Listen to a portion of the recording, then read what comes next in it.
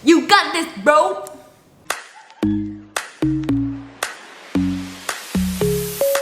Hi guys, welcome back to my channel. Today's video is gonna be about IELTS and how you can prepare for IELTS from our perspective compared to all the I didn't know whether to sneeze or cough. Compared to all the other videos you can find on YouTube, they're pretty much very like, I wouldn't say boring. Let's be real, okay? Bukan boring lah. I wouldn't say boring lah. Same thing, like it's very general. It's something that you can find on the British Council website itself. She thought that you guys would like a more personal tips or experience from people who've taken the IELTS exam before. Yeah. Just a special shout out to just a special shout out to Lofa. She commented on one of my YouTube videos and she said she requested this video actually. So thank you Lofa for being the inspiration behind this video. So, you know, get comfy, grab a snack, sit back, and I hope you enjoy this video.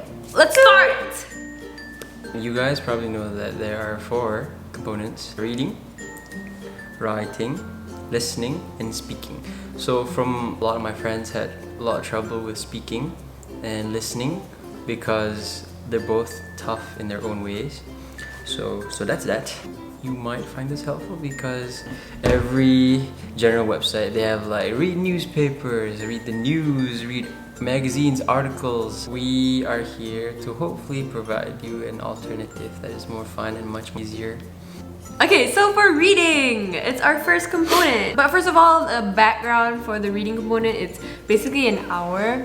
So you have to read through multiple texts. Then from those texts, you're given 2 sets of papers. You have the text and then you have the answer sheet. So on the answer sheet, it will look like this.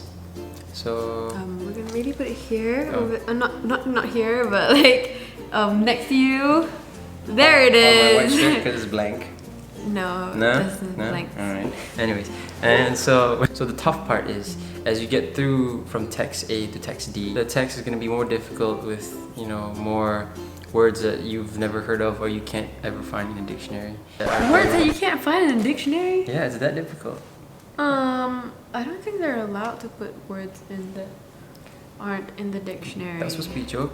I'm not really. I'm still the funny one. So some tips that we would recommend you to do before you go through IELTS is basically read. I wouldn't say a lot, just like a lot for your standards. Like let's say if you're a person who doesn't read at all, who isn't really a fan of reading books or something, just you're a movie person, like I get it. Some people are like that.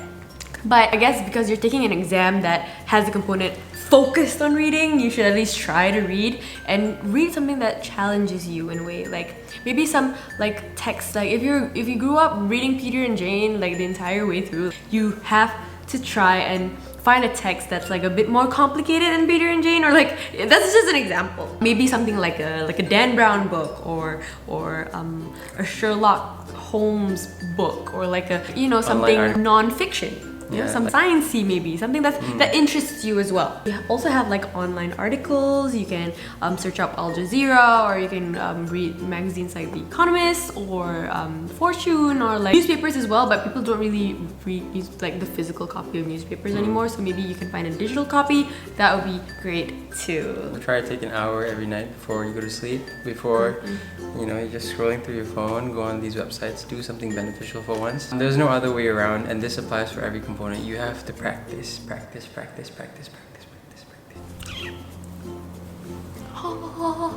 Tell me what you think. Oh, the listening component. So this is actually a challenge for some people. Like normally, like if you don't really listen to your peers, or you don't really listen to your mom when she tells you to do chores, or you don't really listen to your boyfriend or girlfriend when they're complaining about things. When they're complaining about things, well, this might be a challenge for you. Luckily, I went through this before I dated Adam. So for me, like the hardest thing that I had to get over was the feeling of sleepiness because I nap a lot. Literally need coffee like a lot to keep me awake. Every hour. But some people don't drink coffee, so what do? You sleep early the night before. Some people like they would study through the night and like expect higher grades, but like this is a language thing, you know? Like how you understand what you're listening, kind of. Listening test is basically where you sit down, you have a piece of paper, and then they're gonna play like a text for you, and then you're gonna have to listen, and then they're gonna play it twice. If you zoned out a bit, it's very crucial that you pay attention every single second because it matters a lot. So this is a listening test. You have a sheet of paper, you're gonna listen to text, and then you're gonna write it down. Familiarize yourself with all the possible accents that are gonna be played during the exam. Australian, then we have British, then we have Canadian, then we have American, and then we have New Zealand accents. And actually the more fun way to familiarize yourself with these accents is listen to celebrity interviews. It's actually really fun. First of all, it's really fun, and then second of all, you get used to hearing like the natural slang. So for example, before the test, I used to listen to Hugh Jackman for the Australian accent, and then Emma Watson for British accent, and for the American accent. I mean, if you watch Keeping Up with the Kardashians, you're pretty much like already you're good. You're good to go. Already there. Do something like that. Like maybe watch someone you actually admire, or like a celebrity that you look up to. Tricks your brain. You know, you're not really procrastinating or wasting your time, but you're trying to help yourself. And it's fun. Pass the IELTS exam, which then gets you to uni, which then makes us all happy. So that's that. The final tip for the listening component is ensure that your ears are clean from earwax and every single gunk that you have in your ears. I have this one friend, so she would go to the doctor, and like the doctor literally just like shot like with like intense pressure like water into her ears. And it went out the other ear. No, it did not. It didn't, by the way. Don't get freaked out about that. Literally, like she could even hear like ants by the sidewalk. It was so clear afterwards. So if you're a person who just realized like, hey, I haven't cleaned my ears from earwax in like 3 years or like decades or since you were born, like, you know what? It's okay. People make mistakes. Take care of your hygiene. Now we're going to the third component, which is writing. Writing. It's an hour long. So there are two tasks, task 1 and task 2. So for task 1, it's advisable that you spend 20 minutes on that. Task 2, 40 minutes. Task 1 is where they're gonna give you charts, diagrams, bar charts. They're gonna give you like tables to any stats or like a piece of information. You have to use every single piece of information inside the task. Be mindful of the phrases that you use. For example, if you were describing about like a bar chart in an IELTS exam, these are very crucial. So be wary that when you use the phrase most of, some of, a little bit of Monica. Also, a pro tip for task 1, you should always like be aware of alternatives for phrases, and it's actually recommended to get high marks. You rephrase the word. You're doing descriptive writing, like to copy back what the question's asking you. Oh, don't do that. Yeah, don't do that. I mean, you can quote it, but like maybe once or maximum twice in your essay, but never more than that. If you don't really understand the word, like try to understand the graph or the figure it shows, and like try to derive information from that, and you'll be fine. Task 2 is basically creative writing. Read other people's essays, and you can find loads of them online. Learn from them. You see how they write, what kind of language they use. By language, I mean like the style of writing, and then what kind of connector words they use, and things like that. To train yourself to write, it starts with you being like comfortable expressing yourself on paper. Go the extra mile and like learn from others, you know? I think don't be too excited. I mean, you can if you are capable. Don't be too keen on using like bombastic words or like words that are, you know, very complex. I mean, 1 or 2 is enough, but sometimes like if you don't even understand the word but just putting it in for the effect. You think because the examiner is going to think that you know your stuff, but that's not going to work. They just want to see how you argue your points, how you build up your points. They want to see your logic. The last tip I have for you guys for writing is try to improve. I know this is kind of hard for some people, but improve your handwriting. A lot of the comments you get when you ask like examiners, Like, why are some people marked down more than others when the content of the essay is more like the same? Is mostly because of the handwriting, because they can't understand what's going on. Like, they can't understand what you're trying to say. My handwriting is horrible. I have a tendency to like connect all the letters, so it looks like a single line instead of a word. It looks like the Russian cursive writing. I'm not sure if you guys have seen that. Like, the Russian cursive writing really is trending right now. But, like, I might share like a photo somewhere of like, that. So what I tried to do during the exam was to write the letters more like round, and then like separate it. But he tried. I tried and I passed, and that's what matters. And I'm in uni now. Yay! We have finally arrived at the final component. Speaking. Wow. Okay, so we understand that a lot of people grew up with different backgrounds and they had different access. We are trying to help you in this test, in the speaking test. You have to be confident, you have to be continuous, you have to avoid using fillers like you have to make it seem like you're having a conversation. This takes a lot of practice. Perfect practice makes perfect. So practice this with your friend. Talk. That's the only way.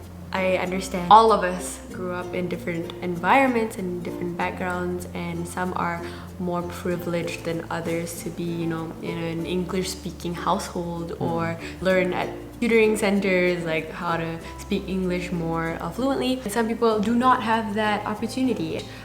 You do what you can with what you have, is what I'll say. A lot of people do have access to the internet. Watch movies or like listen to songs that you probably like. I would recommend not music from this era because it's more to slangs more than like proper English, like academic English. Watch movies like old movies, I wouldn't say old, like, you know, something like, I don't know, Notting Hill or like King's Speech.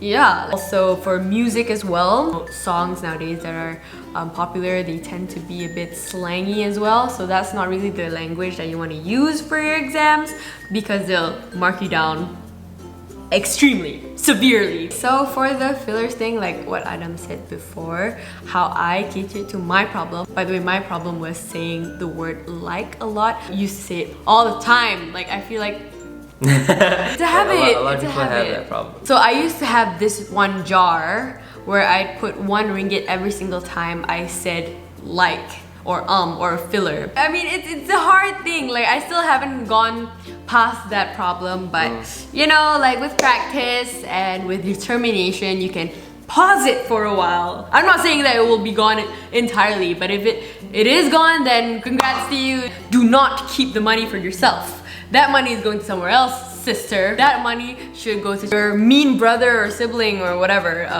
to motivate you to not be okay with putting the 1 ringgit in the jar or whatever currency you're in. Yeah. Have that discipline, okay? Oh no, we have backstory.